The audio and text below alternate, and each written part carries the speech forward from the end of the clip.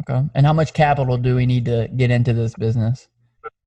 Yeah, so this is a thing that a lot of people ask me, and it really does depend. How much capital you need is how much you want to buy your first phone for. So if it's like a 6S, you need $70 to get started, or $60. If Okay. it's an 8, then you might need like $200 to get started. If it's an X, you might need like $350 to get started. So what you need in terms of capital is the price of your first phone and maybe a course.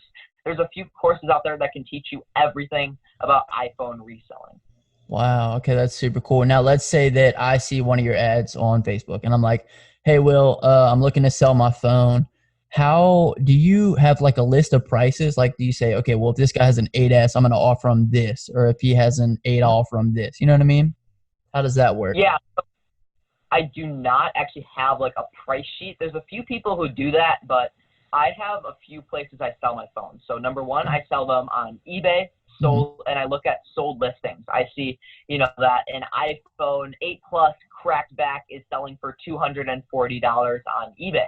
Hmm. I see that and I multiply it by 0.86, and that calculates like the 4% PayPal fee and the 10% eBay fee. So I Okay. take that out of the equation, and then Mhm. I subtract like $4 for shipping, and then I get my break even price. And I like to make like $50 per phone flip.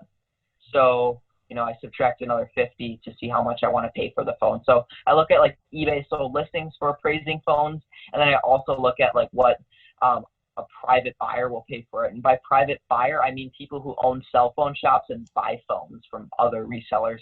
Okay, that's pretty impressive. So, what is your main source of where you sell them at? Like, who are you selling to most? You sell most on eBay or to somebody or on Craigslist or what?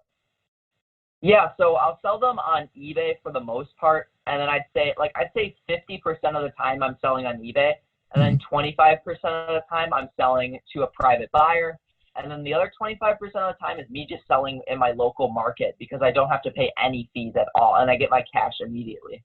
You like so like you'll buy somebody's phone and then you'll post it in like on Facebook for. Yeah, Have that's you ever gotten caught exactly. doing that? No, I actually haven't. I've had really good luck. I talked about that in a video not that long ago, and I was Yeah. like, um, yeah, I was like, it's really awkward buying a phone from Facebook Marketplace and then listing it back on Facebook Marketplace for more money, but I Yeah. haven't gotten caught. And honestly, I think it just means that I'm able to market the phone better. Phone flipping is literally the business that I know I can always come back to. If I lose a lot of money doing something else, I can always go back to phone flipping because it's my baseline. It's pretty simple. I know you guys were probably confused by a lot of things that I said, but just know you can go watch some videos on YouTube and learn everything about phone flipping in like 2 or 3 hours. Do you hold any inventory or is it like you buy one phone and until you sell it, you don't buy another one? That's how I started. Okay. But now I'm probably holding like 4 or 5 phones at once just because sometimes it takes a little bit longer to sell a phone. But usually I have phones gone in 2 days.